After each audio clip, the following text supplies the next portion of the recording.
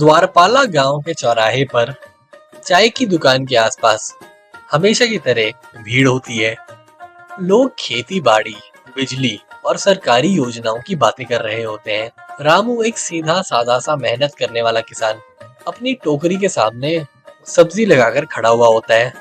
इस साल की फसल भी बढ़िया होती है। उसके चेहरे पर एक शांत और ईमानदार खुशी होती है।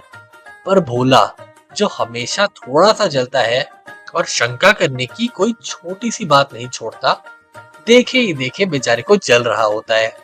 लो भाई देखो, रामू की टोकरी हर साल की तरह भरी है एकदम पूरी। क्या खजाना छुपा है तेरे खेत में? हाँ, कोई जादुई पौधा उगाता है क्या? अरे भोला भाई, बस इस बार मौसम बढ़िया हो गया, बारिश भी समय पर हो गई, और हाँ, मेहनत भी की थी मैंने पूरी। मेहनत? तुझे लगता है तू सिर्फ मेहनत से करता है? हम लोग क्या रोज खेत में मिट्टी मिट्टी खेलते हैं जो हमारे पौधे सही नहीं उगते? अरे भोला भाई, मैं ऐसा थोड़ी ना कह रहा हूँ, सभी किसान मेहनत करते हैं भोला भाई, पर कभी कभी किसी की किस्मत भी साथ दे देती है। हाँ हाँ, किस्मत या फिर तेरे पानी का पाइप। सुनने में आया है गांव के पास एक लीक मिला है पाइप का, जो सीधे तेरे गांव के खेत में आता है। उसी से बढ़ा रहा है ना तू अपनी खेती बाड़ी। अरे भोला भाई, वो पाइप तो 2 महीने से बंद है, और पिछले हफ्ते जो बारिश हुई उसने तो सबको ही भिगो दिया था। बारिश तो सब पे होती है रामू, पर हर साल की तरह सिर्फ तेरे ही खेत में सोना क्यों उगता है? भोला भाई, मुझे नहीं पता कि मेरे खेत में क्या फर्क पड़ता है, पर जो कुछ उगता है वो मेरी पूरी मेहनत और ईमानदारी से होता है। ईमानदारी से? तेरे जैसे लोग दूसरों का हक चुरा के बैठ जाते हैं। फसलों का राज सिर्फ मिट्टी से नहीं होता, समझ रहा है रामू? कहीं ना कहीं कोई ना कोई चोरी है। आपको जो मानना है मान लो भोला भाई, मैं तो बिल्कुल सच कह रहा हूँ। सब लोग चुप होते हैं। कई लोग रामू को देखते हैं और कुछ लोग भोला की बात पे संदेह करते हैं, पर हर किसी के मन में तो बात यही होती है कि आखिर टोकरी सबसे ज्यादा रामू की कैसे भरी है। रामू की बेचारे की मेहनत से ज्यादा लोगों को शक होता है उसके किसी खुफिया प्लान पर। दोपहर का समय होता है। रामू अपने आंगन में नीम के पेड़ के नीचे बैठा होता है। उसका दोस्त उसका दोस्त चरण उसके घर के बाहर आता है। दोनों की दोस्ती बचपन से होती है। चरण बेचारे ने सुना होता है गांव में कि बेचारे की अफवाहें उड़ाई जा रही थी, तो वो अपने दोस्त से कैसे मिलने आता। ये ले, तेरा चेहरा देख के लग रहा है कि भोला ने फिर तेरे ऊपर कुछ बक दिया। आज तो उसने सबके सामने ये बोला कि सबके खेत का पानी बस मेरे खेत में आता है। ऐसा तो बिल्कुल नहीं होता। तो अगले साल कहीं ऐसा ना हो कि गांव वाले मुझे यूनियन से निकाल दें।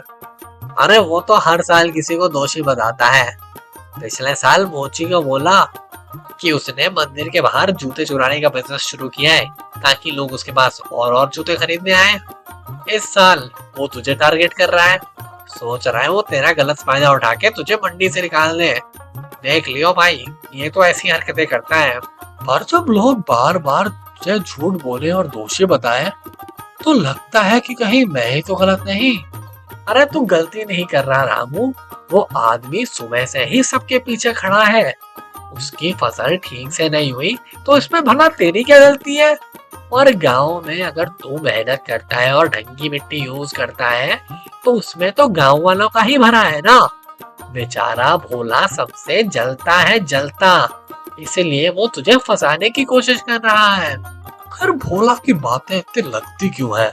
एकदम जैसा दिमाग में बैठ जाती है। आज एक चाय के ठेले पे सब लोग बस मुझे ही घूरे जा रहे थे। अरे लोगों का क्या है, वो तो छोटी से छोटी बात का बतंगड़ बना देते हैं। कभी कभी सच बोलने के लिए सिर्फ एक ही की हिम्मत चाहिए।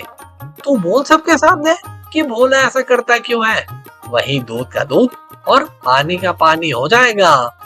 तेरे जैसा दोस्त हर किसी को मिले, पर ये जो थकावट है वो कैसे जाएगी चरण? और जो भोला है वो मेरी बात क्यों मानेगा? भोला को तेरी बात माननी पड़ेगी। आखिर पूरे गांव का सवाल है, और कब तक वो बेचारे लोगों पर ऐसे अत्याचार करता रहेगा। कभी ना कभी तो उसे भी सीखना पड़ेगा कि उसके एक्शन के कॉन्सिक्वेंसेस होते हैं। यह तो तूने बिल्कुल सही बात की। चल इसके बारे में मैं सोचता हूँ थोड़ा, फिर देखता हूँ क्या करना है। नीम के पत्तों की हल्की हल्की हवा चल रही होती है, और रामू की आंखों में पहली बार टेंशन नहीं, शांति का असर दिखाई देता है। चरण की बातों ने उसके मन को एकदम छू लिया हो। चरण से बात करने के अगले दिन रामू गांव के कुएं पे जाता है।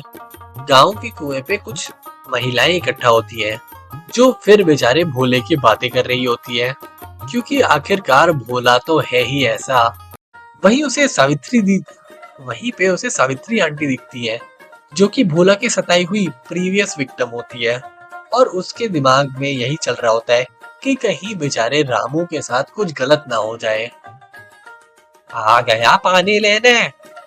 नया काम के नए काम के साथ घर कैसा चल रहा है बेटा? बस सोचा कि मैं आजकल फल फूल बेचूं, इसमें पैसा बहुत आ रहा है। थोड़ी सी अड़चन आती है, वरना बाकी तो बहुत अच्छा है। अरे कैसी अड़चन बेटा, जरा हमें भी तो बताओ। कुछ नहीं, वो बस भोला है ना, वो उल्टी सीधा बातें करता रहता है हमारे बारे में, तो हम भला क्या ही बोले उसे। अरे वो भोला तो ऐसा ही है। पिछले साल मेरे आम के पेड़ के लिए भी यही बोला था। बोला था कि मेरे पेड़ पे आम नहीं उगे, मैंने आम चुराए हैं। सबने उसका कहा माना। पर आपके पेड़ पे तो आम आते हैं, उसमें कौन सी नई बात है? अरे हाँ हाँ, 2003 से मेरे आम के पेड़ पर ही सबसे अच्छे आम आ रहे हैं, ये बात तो सब जानते हैं। पर उस भोला की बात सुनने के बाद सबको शक होने लगा कि कहीं मैं दूसरे गांव से आम तो खरीद के नहीं लाती। ये सुन के सब्जी मंडी वालों ने मुझे वहीं से निकाल दिया। अरे तो आपने उसे जवाब नहीं दिया, बोला नहीं कि ये गलत बात है? ये तो एकदम बोलने वाली बात होती है। गांव में एक औरत का जवाब कौन सुनना चाहता है? सबके सामने मुझे मंडी से निकाल दिया, और मुझे पता ही नहीं चला किसने क्या कहा। कहा सुनी में मेरा आम का पेड़ भी काट दिया। मुझे तो लगता था मैं अकेला हूँ, पर हर बार की तरह मुझे ये पता चला कि भोला ने दूसरों को भी ऐसा लूटा है। अकेला तो नहीं है बेटा, भोला हर साल किसी न किसी को ऐसे ही पकड़ता है। कभी मोची, कभी नई बहू, कभी तू। एक बार नया निशाना मिल जाए, फिर तो वो बदला लेके रहता है। क्या इसके बारे में कुछ बोला नहीं जा सकता? कुछ कर नहीं सकता क्या हम लोग? सब सुनते हैं बेटा, सब जानते हैं, पर कोई कुछ कहता नहीं, क्योंकि भला सब सोचते हैं इस बार मैं नहीं तो शायद बच जाऊं। क्या इसका मतलब भोला सिर्फ मेरी तकलीफ नहीं, सबकी तकलीफ बन चुका है? पूरे गांव को परेशान करता है वो। उसकी सोच ही दर्द बन गई है, पर लोग चुप है। तुझे जो लगता है वो सबको लगता है, तेरा दुख अकेला नहीं। मैं सोचता था शायद वक्त के साथ लोग बदलेंगे, पर वो तो और कड़वा हो गया है। कड़वा तो वो तब से था जब से वो पैदा हुआ था बेटा। उसकी सोच ऐसी ही है, पर आजकल लगता है गांव में ही किसी को खड़ा होना पड़ेगा उसके खिलाफ। आप डरिए मत, मैं खड़ा होकर दिखाऊंगा।